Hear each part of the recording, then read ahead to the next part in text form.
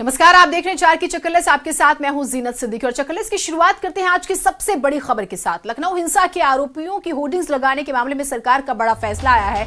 High court के फैसले के बाद सुप्रीम कोर्ट जाएगी सरकार। हाईकोर्ट ने कहा कि आप जो है इन्हें हटाइए और 16 मार्च तक जवाब दीजिए।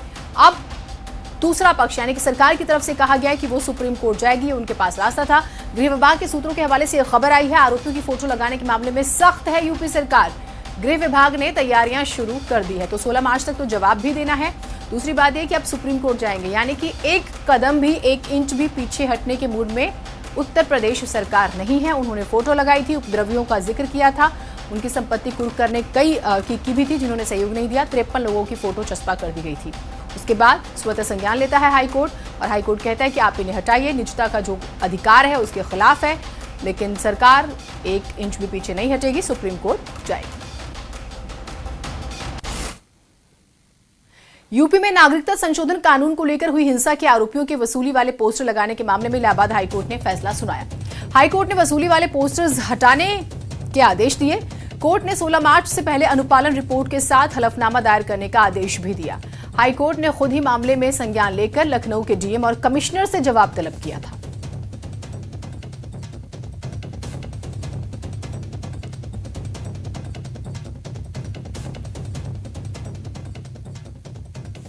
लखनऊ में पोस्टर लगाए गए हैं, वो सारे पोस्टर हटा दिए जाएं और 16 मार्च तक रजिस्ट्रार जनरल के यहाँ वो अपनी रिपोर्ट पेश करें जी। और कुछ क्या है ऑर्डर में? और कुछ नहीं, अभी सिर्फ इतना ही ऑर्डर प्रोनाउंस किया गया है और यही ऑर्डर है। 16 तक, उसके बाद सुनवाई जो होगी आगे होगी। 16 मार्च तक डीएम और कमिश्नर को अपनी रिपोर्ट जहाँ रजिस्ट्रार जनरल के यहाँ पेश करने का ऑर्डर किया है। तो इलाहाबाद हाई कोर्ट ने पोस्टर हटाने को कहा है। देखिए, अब इस पूरे प्रकरण को समझिए। सीए को लेकर विरोध प्रदर्शन होता है, बहुत ज्यादा नुकसान होता है स्टेट को। बहुत सारे उपद्रवी जो है सरकारी संपत्तियों को जो है नुकसान पहुंचाते हैं। मुख्यमंत्री की तरफ से साफ कहा गया कि जो भी इसमें शामिल है उनकी संपत्ति कुर्क की जाएगी, उनसे वसूली की जाएगी जो सार्वजनिक नुकसान हुआ है। 53 लोगों के पोस्टर्स लगा दिए जाते हैं, उनका नाम, पता बाकायदा और जो है तस्वीर के साथ। हाईकोर्ट संज्ञान लेता है और उसमें जो 53 लोग थे उसमें से 3 से 4 लोग भी इंडिविजुअली भी कोर्ट जाते हैं और वो कहते हैं कि टारगेट करके उनको स्पेशली जो है इस तरह से मामले उनके खिलाफ दर्ज कराए गए हैं। उनकी जो निजता थी उसका हनन किया गया है। उसके बाद वो कोर्ट पहुंचते हैं। हालांकि कोर्ट ने इस मामले में खुद संज्ञान लिया था और सरकार को कहा कि आप इन्हें हटाइए। उधर प्रधानमंत्री मोदी के हालिया यूपी दौरे के दौरान समाजवादी पार्टी के विरोध को देखते हुए सीएम योगी ने अखिलेश यादव से फोन पर बातचीत की। मुख्यमंत्री और अखिलेश यादव की बातचीत की पुष्टि अपर मुख्य सचिव सूचना अवनीश अवस्थी ने की। कहा जा रहा है कि सीएम योगी ने पीएम को काले झंडे दिखाए जाने पर नाराजगी जताई, जिस पर अखिलेश ने सांकेतिक विरोध को अपना अधिकार बताया। तो मुख्यमंत्री ने कहा कि जिस तरह से काले झंडे दिखाए गए ये गलत है। अखिलेश यादव कहते हैं कि हालांकि उन्होंने ऐसे निर्देश नहीं दिए और विरोध करना उनकी पार्टी का अधिकार है।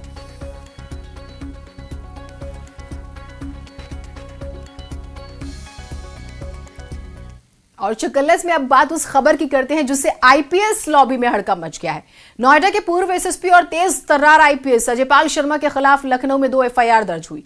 लखनऊ पुलिस ने अजयपाल शर्मा के खिलाफ गबन, आपराधिक साजिश और साक्ष्य मिटाने की धाराओं में एफआईआर दर्ज की है। पहली एफआईआर लखनऊ के हजरतगंज थाने में गाजियाबाद की उस महिला ने दर्ज कराई है जो दावा कर रही है कि वो अजयपाल की पत्नी है।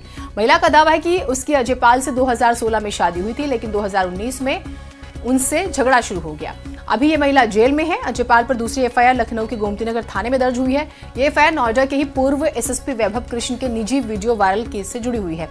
वीडियो वायरल होने के बाद आईपीएस वैभव कृष्ण ने अजयपाल शर्मा समेत 5 आईपीएस अधिकारियों के खिलाफ शिकायत दर्ज कराई थी। यूपी के गृह विभाग ने उन 5 आईपीएस अधिकारियों के खिलाफ भी एक्शन की सिफारिश की थी, जिनमें गाजियाबाद के पूर्व एसएसपी सुधीर कुमार सिंह, सुल्तानपुर के पूर्व एसपी हिमांशु कुमार, बांदा के पूर्व एसपी गणेश साहा और कुशीनगर के पूर्व एसपी राजीव नारायण मिश्रा शामिल हैं।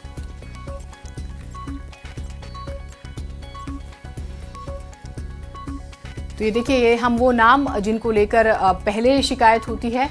इन आईपीएस पर आरोप हिमांशु कुमार, अजयपाल शर्मा, सुधीर कुमार सिंह, वैभव कृष्ण की शिकायत पर हुई एसआईटी जांच।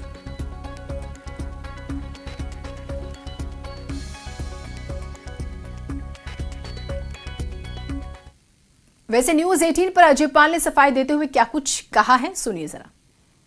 अजय पाल जी, स्वागत है। तो जो आरोप लग रहे हैं और दो मुकदमे दर्ज हो गए हैं आप पर, क्या कहेंगे? तो एलिगेशंस जो हैं वो कम्प्लीटली बेसलेस हैं और जो मेरा मानना है कि मैं पूरी तरह से इसमें निर्दोष हूँ और बाकी इसमें जो भी लीगल एक्शन है मुझे पूरा विश्वास है कि इसमें न्याय होगा।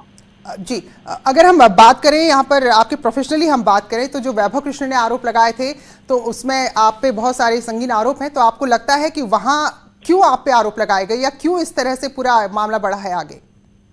देखिए, मेरा वही कहूँगा पुनः कि मेरा मानना यही है कि जांच में सब सही होगा, सही पाया जाएगा और उसमें जो भी एलिगेशंस हैं वो definitely they will be found false. और चकल्लस में बात करते हैं हरदोई की। यहाँ पुलिस का बर्बर चेहरा सामने आया। कोर्ट के आदेश के बाद अतिक्रमण हटाने गई पुलिस ने व्यापारी को जमकर पीटा है। हालांकि व्यापारी ने होली तक मोहलत मांगी थी, लेकिन बावजूद इसके पुलिस ने उसकी लाठियों से पिटाई कर दी है। व्यापारी की गलती पता है आपको क्या थी? सिर्फ इतनी थी कि उसने सामान फेंकने का विरोध किया था। क्योंकि आप रेडी पटरी वालों की जब स्थिति देखेंगे, पुलिस वाले जाते हैं, पैसे मांगते हैं, कई बार ये भी आरोप लगता है, और पैसे नहीं मिलते तो वो सामान पलट दिया करते हैं। यहाँ पर इस दुकान वाले ने भी यही कहा कि आप मुझे मेरा सामान मत फेंकिए, होली के बाद जो है मैं हटा लूंगा। लेकिन देखिए कितनी बहादुर है पुलिस। आप देखिए, रेप होते हैं, रोज बढ़ते हैं, वहां पर इनकी बहादुरी नजर नहीं आती है।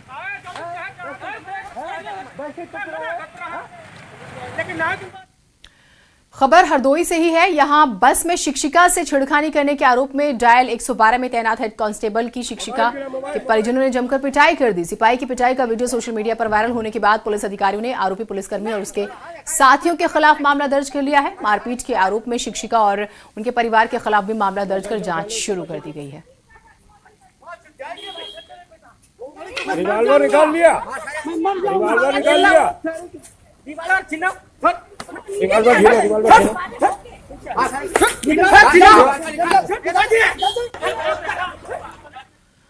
लखनऊ की बात करते हैं, जहां हिट एंड रन का सीसीटीवी फुटेज सामने आया। युवक को रौंदने का सीसीटीवी फुटेज जो है आप देख रहे हैं। मॉर्निंग वॉक पर निकले युवक को स्कॉर्पियो ने रौंद दिया और रॉन्ग साइड से आ रही तेज रफ्तार कार ने युवक को रौंदा। लड़के की मौत हो जाती है। पुलिस ने एफआईआर दर्ज कर जांच शुरू कर दी है। 7 मार्च की सुबह का ये मामला बताया जा रहा है। पंडित दीनदयाल उपाध्याय पार्क के सामने की ये घटना है।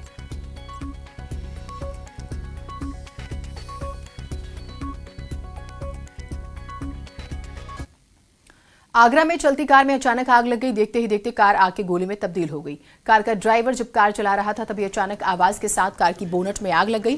ड्राइवर बाहर नहीं निकल पा रहा था। तभी रास्ते से गुजर रही पुलिस वैन ने इस घटना को देखा और किसी तरह से ड्राइवर को बाहर निकाला। तो आग के गोले में तब्दील हो गई कार और ये अच्छी बात रही कि पुलिस वालों की मदद से कम चालक बाहर आ गया, नहीं तो उसकी भी जान जा सकती थी। यहाँ पर खड़े हो। और अगली बड़ी खबर उत्तराखंड के रुद्रपुर से आ रही है, जहां सहायक एलटी भर्ती में हुए घोटाले में आज एसआईटी को बड़ी कामयाबी मिली है। 2018 में हुई सहायक एलटी भर्ती में हुए घोटाले को लेकर 9 लोगों को रुद्रपुर से गिरफ्तार किया गया। वहीं डीआईजी अरुण मोहन जोशी का कहना है कि एसआईटी अभी भी जांच कर रही है और फरार 4 आरोपियों की तलाश की जा रही है। ये लोग परीक्षार्थियों से पैसा लेकर डमी कैंडिडेट के रूप में परीक्षा हॉल में बैठते थे और ओएमआर शीट को बदल देते थे। 2018 में सहायक एलटी परीक्षा में हुई धांधली मामले में यूके एसएसएससी ने देहरादून में मुकदमा दर्ज करवाया था। तो देखिए 2018 की ये जो भर्ती जो विवादों में पैसा लेकर डमी कैंडिडेट के रूप में एग्जाम देते थे, और ये 1-2 लोगों से पॉसिबल भी नहीं है। आप किसी भी स्टेट के एग्जाम और उसके बाद जॉब्स को लेकर जो स्कैंडल्स देखेंगे, हर स्तर पर मिलीभगत होती है। यहाँ पर जो है 9 लोगों को गिरफ्तार किया गया।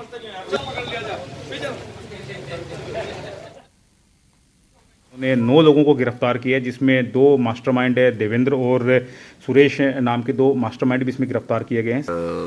जो इसमें भी अरेस्टिंग हुई है 9 लोगों की, इसमें 6 तो वो कैंडिडेट्स हैं जिनके जगह प्रॉक्सी कैंडिडेट्स बैठे हैं और 3 वो लोग हैं जो प्रॉक्सी के रूप में बैठते हैं और रैकेट को रन कर रहे थे। राजधानी देहरादून में लंबे समय से फॉरेस्ट गार्ड भर्ती परीक्षा को रद्द करने की मांग को लेकर बेरोजगार युवक संघ धरना स्थल पर धरना प्रदर्शन कर रहा है। आंदोलन को उग्र रूप देते हुए कुछ युवक परेड ग्राउंड स्थित पानी की टंकी पर चढ़ गए और मांगे न माने जाने पर टंकी से कूदने की धमकी देने लगे। खबर के बाद भारी मात्रा में पहुंची पुलिस और एसडीआरएफ की टीम ने टंकी के नीचे नेट लगाया।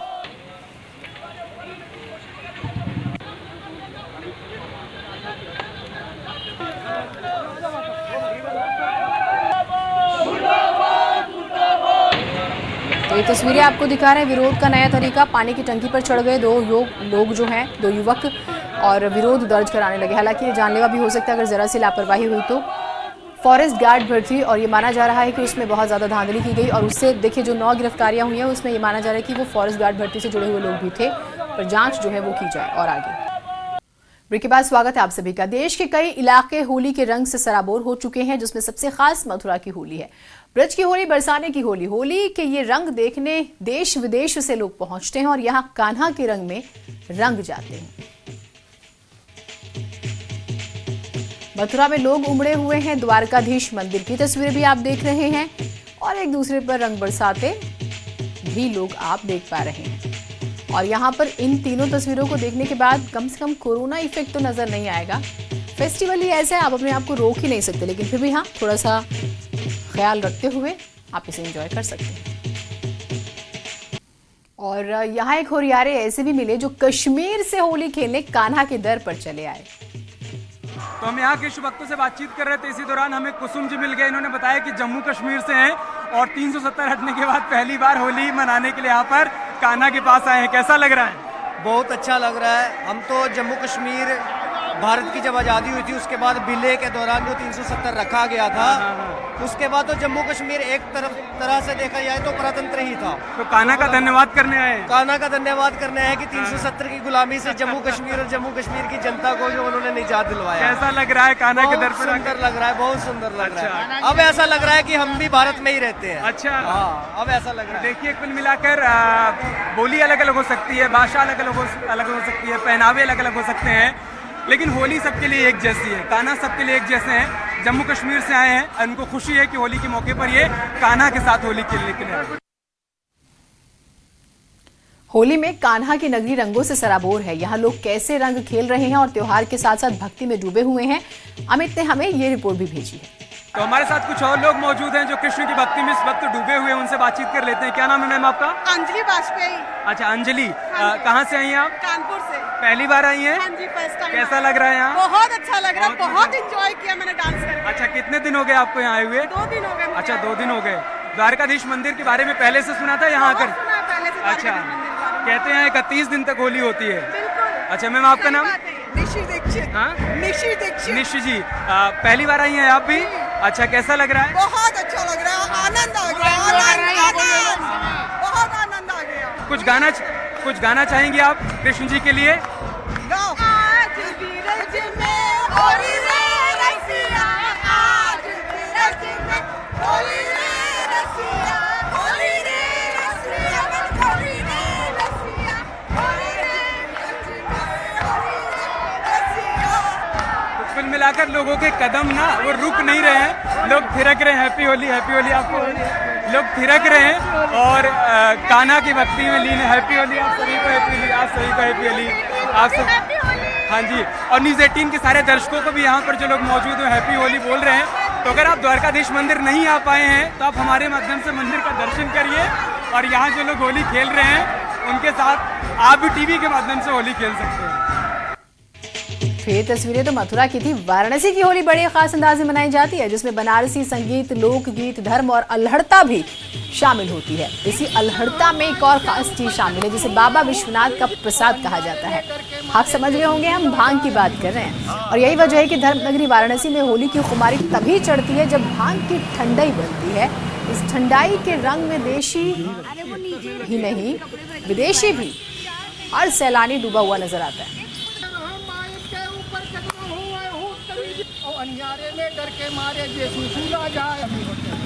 Not common in France, so it's new for me, and I like it. And it will be my first time it's my first time in India, so my first time for Holi. So I'm really, I don't know, I will see it, and I'm really happy. है कि भांग में साक्षात शंकर जी का वास होता है, तो वो शिव का प्रसाद है। यहाँ पे काशी विश्वनाथ महादेव को प्रसाद के रूप में भांगी चढ़ाया जाता है, तो उसका एक अपना महत्व है। उस प्रसाद को लेने के बाद अब लंदन, अमेरिका, कई देशों में आप खुद ऑटोमेटिक अपने घर में बैठ के घुमाएंगे, तो उस प्रसाद की माया अलबेला है जिसको आप एक्सप्लेन ही नहीं कर सकते। और इसी बीच एक बड़ी खबर आई। न्यूज 18 की खबर पर मुहर लगी। मुख्यमंत्री योगी आदित्यनाथ के मीडिया सलाहकार मृत्युंजय कुमार ने किया ट्वीट, लिखा दंगाइयों के पोस्टर हटाने के हाईकोर्ट के आदेश को सही परिप्रेक्ष्य में समझने की जरूरत है। सिर्फ पोस्टर हटेंगे, उनके खिलाफ धाराएं नहीं। दंगाइयों की पहचान उजागर करने की लड़ाई हम आगे तक लड़ेंगे। योगी राज में दंगाइयों से नरमी असंभव है। हाईकोर्ट ने कहा आप ये पोस्टर हटाइए, निजता के अधिकार का उल्लंघन है। सरकार सुप्रीम कोर्ट जाती है, यानी कि पैर पीछे खींचने के मूड में नहीं है। आपके चैनल ने सूत्रों के हवाले से खबर ये बताई थी, उस खबर पर अब मुहर लगी और क्या स्टेटमेंट आता है वो हम आपको बता रहे हैं। ट्वीट आप देख पा रहे हैं मुख्यमंत्री योगी आदित्यनाथ के मीडिया सलाहकार मृत्युंजय कुमार का।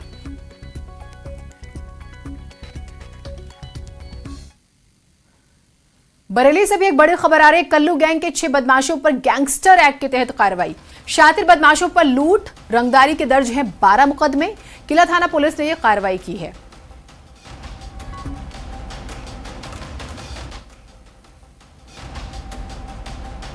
गैंगस्टर एक्ट के तहत कार्रवाई। गैंगस्टर एक्ट बहुत सख्ती के साथ 6 बदमाशों पर कार्रवाई की जाएगी।